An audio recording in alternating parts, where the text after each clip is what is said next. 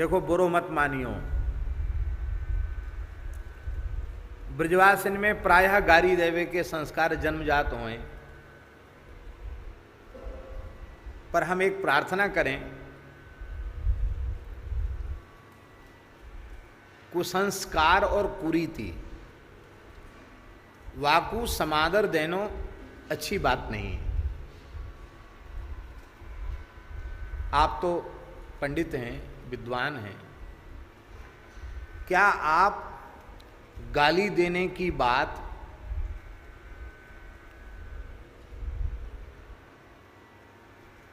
आर्ष वाक्यों से प्रमाणित कर सकते हैं?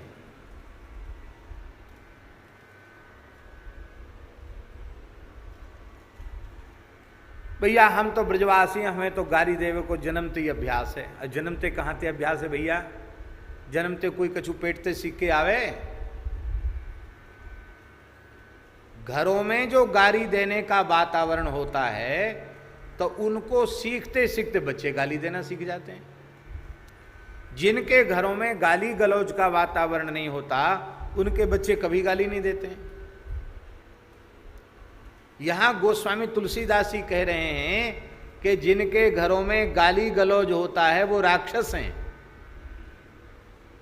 और जब गाली गलौज घर में होता वो राक्षस हैं तो राक्षसों के बच्चे गाली देते हैं। जो देवताओं के बच्चे होंगे, जो पवित्र सात्विक संस्कार संपन्न होंगे, वे कभी गाली नहीं देंगे। जो राक्षसों के बच्चे होंगे वही गाली देंगे। तो अब ये अपने आप में निर्णय कर लो कि हम राक्षस हैं कि हम सच्चे अर्थ में देवता हैं, क्या हैं। एक बहुत अच्छे महापुरुष थे वृंदावन के, पूज्य परम पूज्य प्रातः स्मरणीय श्री मोटे गणेशी वाले महाराज जी, चतुर्वेदी थे वो, पंडित श्री दुर्गा प्रसाद जी चतुर्वेदी। हमारे अपने विश्वास के अनुसार वे भगवत साक्षात्कार संपन्न महात्मा थे। आपने दर्शन किया उनका? भंडारी जी ने भी दर्शन किया, दास ने भी दर्शन किया, बड़ी कृपा थी। हमारे पूज्य गुरुदेव भक्तमाली जी ने 1 महीना उनको कथा सुनाई। समय शब्द की एकता का बहुत ध्यान रखते थे।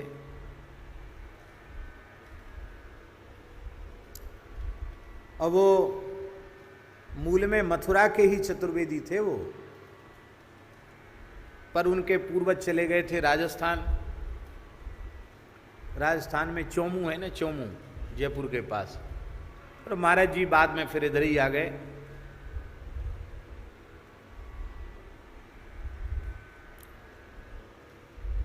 तो भगवान श्री कृष्ण का कई बार प्रत्यक्ष दर्शन उन्हें प्राप्त हुआ था। और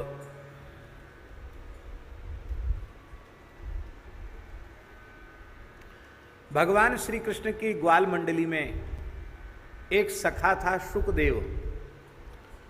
उस सुखदेव नामक सखा के वे स्वरूप थे, ऐसा अनुभव में आता था। और हमारे यहाँ जो पूज्य परमहंसी महाराज हैं, उन्होंने कई वर्षों तक उनके घर में जाकर सेवा की। गौशाला में जो परमहंस जी महाराज विराजते हैं, उनके घर में बर्तन मांजना, घर में झाड़ू लगाना, उनके वस्त्र धोना, माताजी और पूज्य मोटे गणेशी वाले महाराज जी दोनों की सेवा वो करते थे। मंगलवार सत्संग करते थे, क्योंकि मंगलवार को मथुरा का बाजार बंद रहता था, तो मथुरा के कुछ लोग सुनने आते थे, इसलिए मंगलवार सत्संग होता था। हम भी कभी कभी सत्संग में जाते थे।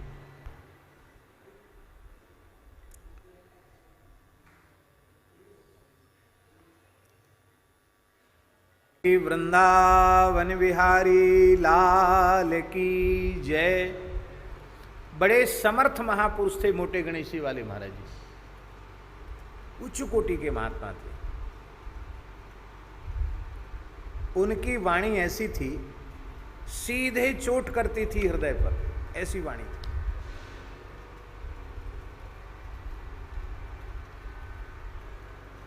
दंभ पाखंड छल तो उनके सामने टिके ही नहीं सकता था, ऐसे महात्मा थे। बड़े से बड़े लोगों को फटकार देते थे, अपने आप को धोखा मत दो, ऐसे थे। तो देखो, बुरो मत मानियो, ब्रजभाषा में चौबेन की ब्रजभाषा अलग प्रकार की हो, है कि नहीं। 84 कोस ब्रज में मथुरा में भी मथुरा के चतुर्वेदियों की भाषा अलग होती। तो मोटे गणेशी वाले महाराज जी वैसे तो शुद्ध हिंदी भी बोलते थे, पर ब्रजभाषा बहुत प्यारी बोलते थे, और उसमें भी मथुरा की लटक थी।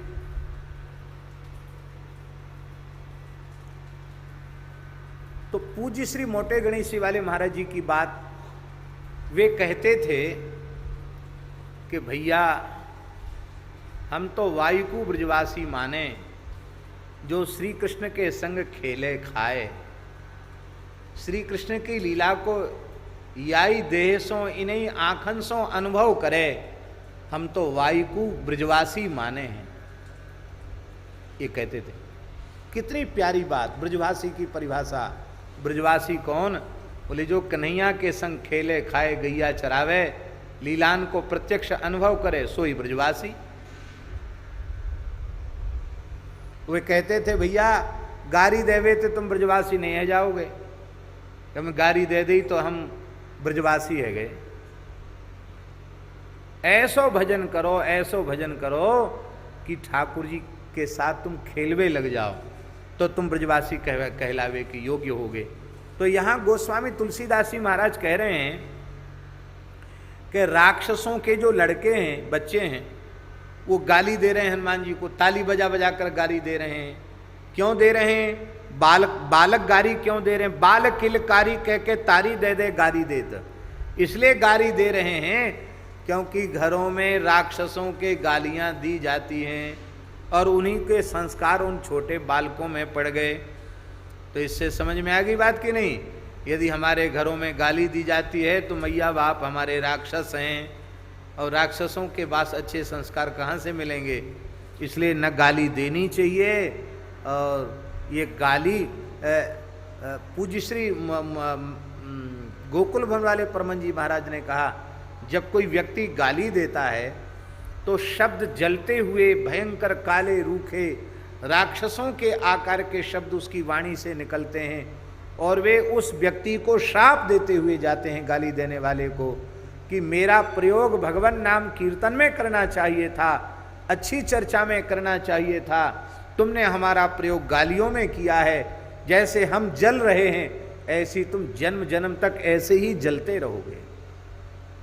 जब तक वे शब्द ब्रह्म है और ब्रह्म अक्षर है, अक्षर माने जिसका क्षरण न हो, इसलिए गाली के शब्द जब तक आकाश में व्याप्त रहते हैं तब तक गाली देने वाले को दुख देते रहते हैं।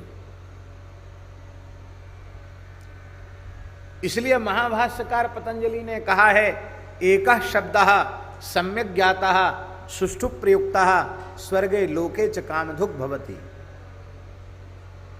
ते असुराः हेलय हेलय इति कुर्वन्तः परा बभूवु। महाभाष्यकार कह रहे हैं, ते असुरा, के असुरा? असाधु शब्द प्रयोक्तार एवं असुराः, जो असाधु शब्द का प्रयोग करते हैं, अशुद्ध शब्दों का उच्चारण करते हैं, वे ही असुर हैं। ये महाभाष्यकार पतंजलि कह रहे हैं। अशुद्ध शब्दोच्चारण करने वाले को बार बार पराजित होना पड़ेगा। इसलिए किसी भी अवस्था में चाहे जैसी विकट परिस्थिति आवे, आपको कोई भले ही भयंकर से भयंकर गाली दे, पर आप उत्तर में गाली न दें, किसी को गाली न दें। गाली देने वाला झूठ ही बोलता, सत्य बोलता है क्या? गाली में जो भी गाली वो दे रहा है वो बात सच्ची तो है नहीं, तो झूठी है बात। और जब बात झूठी है तो आपको क्रोध क्यों आना चाहिए? झूठी बात को तो सुनकर आपको हंसी आनी चाहिए, कितना मूर्ख है, झूठी बात बोल रहा है। इस प्रकार से गाली सुनकर भी क्रोध से बचा जा सकता है। दूसरा उपाय यह है कि अपने मन में पक्का निश्चय कर लो कि हमने कौन सी भाषा पढ़ी है। जो भाषा हमने पढ़ी है उसका भाव हम समझेंगे। जो भाषा हमने पढ़ी ही नहीं है उसका भाव हमारे क्या पल्ले पड़ेगा। हमने अंग्रेजी नहीं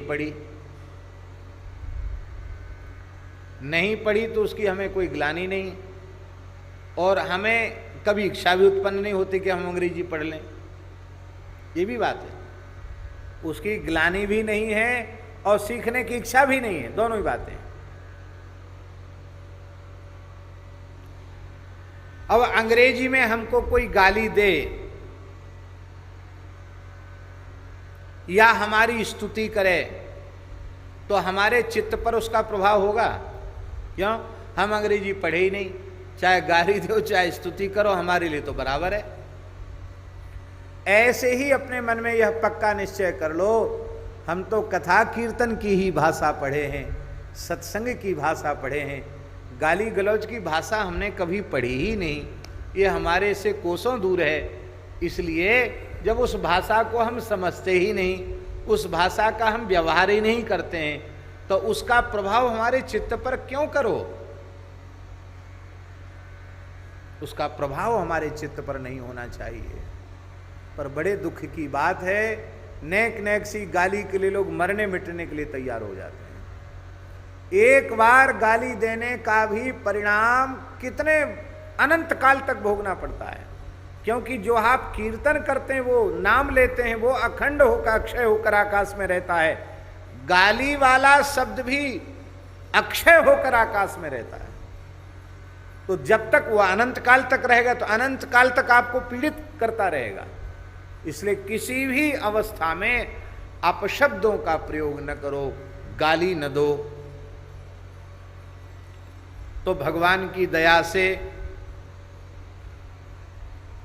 हाँ, अब एक बात और है, बहुत से लोग कहते हैं अमुक सिद्ध महात्मा बहुत गाली देते थे,